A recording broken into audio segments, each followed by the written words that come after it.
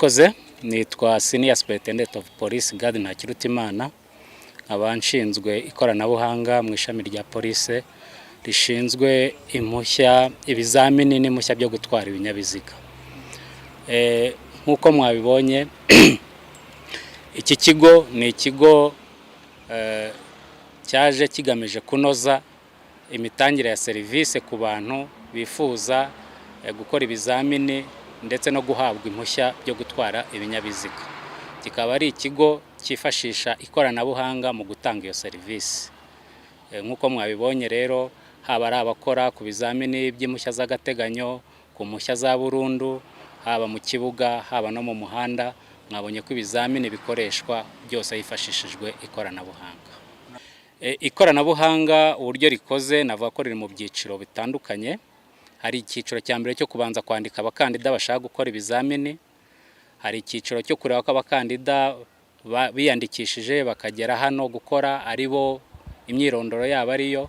None hakurikiraho n'ikoranabuhanga rishinzwe gukoresha ibizamini. Iryo koranabuhanga naryo riri mu bice bibiri. Twavuga ko hari ikoranabuhanga riri mu kibuga gikorerwamo ibizamini, aho dufite sensa ziri mu kibuga.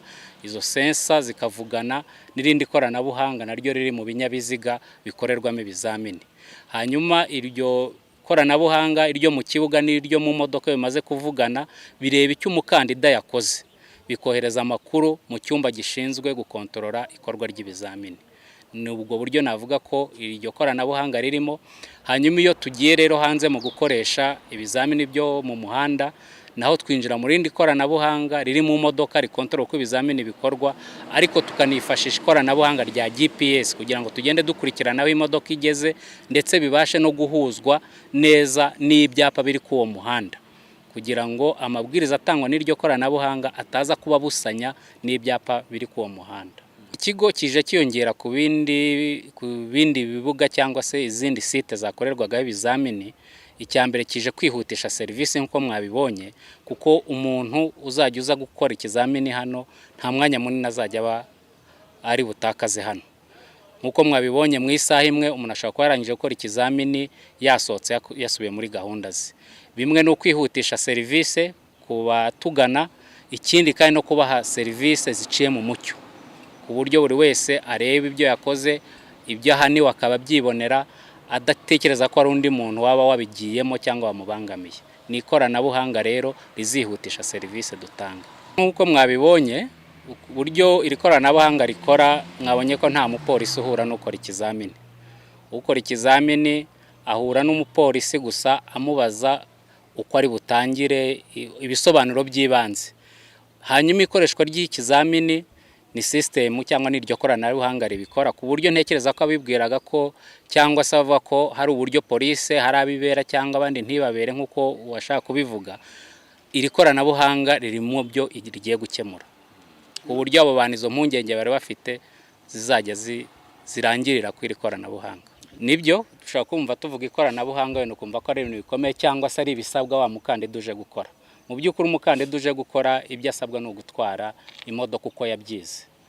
Ikoranabuhanga tuvuga ni iryo ryivuganira gusa, ntaho risaba umukandida kugira ikindi kintu akora mu ubwo buryo bw'ikoranabuhanga. Icyo umukandida asabwa ni ukuba yariyandikishije, kandi basanzwe babikora ku irembo, akaza ku munsi n'isaha yahawe, yagera hano abindi byose baramufasha. Abakozi bakorera muri iki kigo bakamuyobora, bakamwereka ibyo asabwa gukora, hanyuma akajya mu kizamini agatangira ikizamini. Bavuga ko ni igisanzwe ko ni ikizamini cyo kureba uko abantu batwara imodoka, imyitwarire y'abatwara imodoka n'uburyo bubahiriza amategeko yo mu muhanda. Icyo nicyo twaheraho tuvuga ko ni ikizamini gisanzwe. Aho bitandukaniye wenda ni uburyo gikorwamo, aho abantu baramenyera gukora wenda ibice bine. Ahangaha nkuko twabibonye ni ibice birenze bine ariko bigenda bikurikirana, arangiza kimwe ajya mu kindi ajya mu kindi, ariko ari ikizamini kimwe n'ubundi arimo gukora. Navuga ko rero ntabwo ari ibindi bizamini bishyashya, ibyo tureba n'ubundi ni ubushobozi bw'umuntu ugiye gutwara ikinyabiziga mu muhanda. Ibyo bice nk'uko bivuga ni ibice biri mu kibuga. Twavuga ko hari umurongo batangiraho ikizamini, ikizamini kigeraho gitangirira naho kirangirira. Iyo rero atangiye ku murongo batangiraho ikizamini, yubahiriza ibisabwa, azaba yabyigishijwe ndetse yanabisobanuriwe. Iyo avuyeho akurikiza kujya guhagarara ku buhaname, ibyo abantu bamenyereye kwita nka demarage. Iyo arangije aho ngaho afite uburyo ahagarara, agomba guhagarara amasegonda 3 ariko ntarenze amasegonda 9, akirinda ko ikinyabiziga kimusubirana inyuma. Ibyo byose ni uko basanzwe bahagarara ku buhaname n'ubundi basanzwe babikora. Hanyuma iyo arangije aho ngaho ajya kunyura mu nzira aho bahunga inzitizi. Mu guhunga inzitizi ni uburyo bumwe n'ubundi busanzwe bukoreshwa, mujya mubibona rimwe na rimwe, ugasanga hari impamvu yatumye umuhanda bawufungwa igisate kimwe bagakoresha ikindi, wagera imbere ugasanga cya kindi bari bafungiye bagifunze bagushubije mu cyo haruguru. Ibyo nabyo tuba dushaka kureba ko umuntu utwaye ikinyabiziga nagera aho ahura n'igihe nk'icyo ngicyo na situation nk'iyo ngiyo ko azabasha kubyitwaramo. Iyo avuye aho ngaho rero akurikizaho ikizamini cyo kunyura mu masangano y'umuhanda aho banyura bazunguruka, ibyo dukunze kwita rompuwe, akayinyuramo akerekana aho asohokeye, kuko abantu benshi mu muhanda mwese murabibona, mukunda kubibona ko tugera muri rompuwe twese tukabyiganiramo, ugasanga umuntu yinjiye muri rompuwe ntiyerekanye aho ashaka gusohokera. Aho umuntu anyura tuba tuhazi, ahubwo icyo tuba dukeneye ku muntu winjiye muri rompuwe naho ari busohokere, kugira ngo wowe umukurikiye umenye nawe niba uri umujyi inyuma cyangwa niba umujye ku ruhande bitewe naho ushaka gusohokera. Nkuko mwabibonye rero muri rompuwe harimo inzira 3 umuntu ashaka gusohokeramo, mushobora kuba mwinjiriyemo mwese mutari busohokera ahantu hamwe. Bisaba ko werekana aho uri busohokere, bigafasha ukuri inyuma kugira ngo nawe amenye igihanda ari bufate. Ikindi nkuko mubizi bisaba ko ugiye kwinjira mu masangano y'umuhanda banyura bazunguruka arabanza akareka ikinyabiziga cyamutanzemo kigatambuka. Iyo agisanzemo ikindi kikirimo gishobora kugira ikibazo nawe kikamuteza ikibazo kikamubangamira ku rugendo yari afite. Ni byiza ko ategereza ko avamo. Iyo avuye aho ngaho rero tujya ku kindi kizami cyo guparika ku ruhande, uburyo bahagarara ku ruhande rw'umuhanda. Nakirangije kugikora arongera akajya gukora ikizamini cy'uburyo bahagarara basubira inyuma, nk'ibyo dukunze kuvuga guhagarara muri garage cyangwa uburyo baparika mu igaraje wawe winjira ujya guparika mu rupangu cyangwa mu rugo iwawe. Noneho wavamo aho ngaho ukaza gukora ikindi kizamini nanone cyo kureba uburyo uhindura vitesse. Hariho amabwiriza y'uburyo icyo kizamini gikorwa, bashaka kureba ko umuntu ukora icyo kizamini azi kubahiriza ese vitesse ijyana n'umuvuduko ungana gute.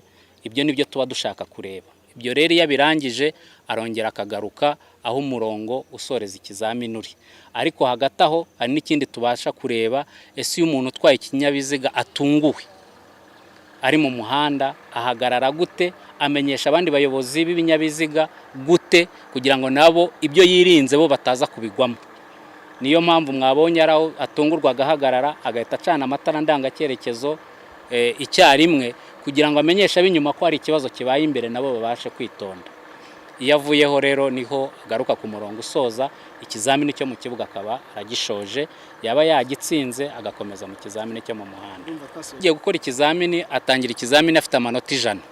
Amanota mbese tuba twumva ko yarize, imodoka arayizi, waje kwerekana ubumenyi bwe. Niyo mpamvu tumuha amanota yose ahwanye n'ubumenyi yakabaye afite nk'umuntu uje gutwara cyangwa gukora ikizamini cyo gutwara ikinyabiziga.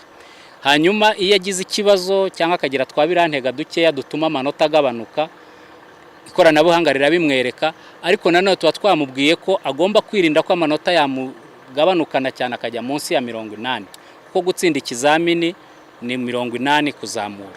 Bivuze ko ashobora gukora udukosa dutoya dutwara amanota makeya, ariko n'ubundi agatsinda ikizamini.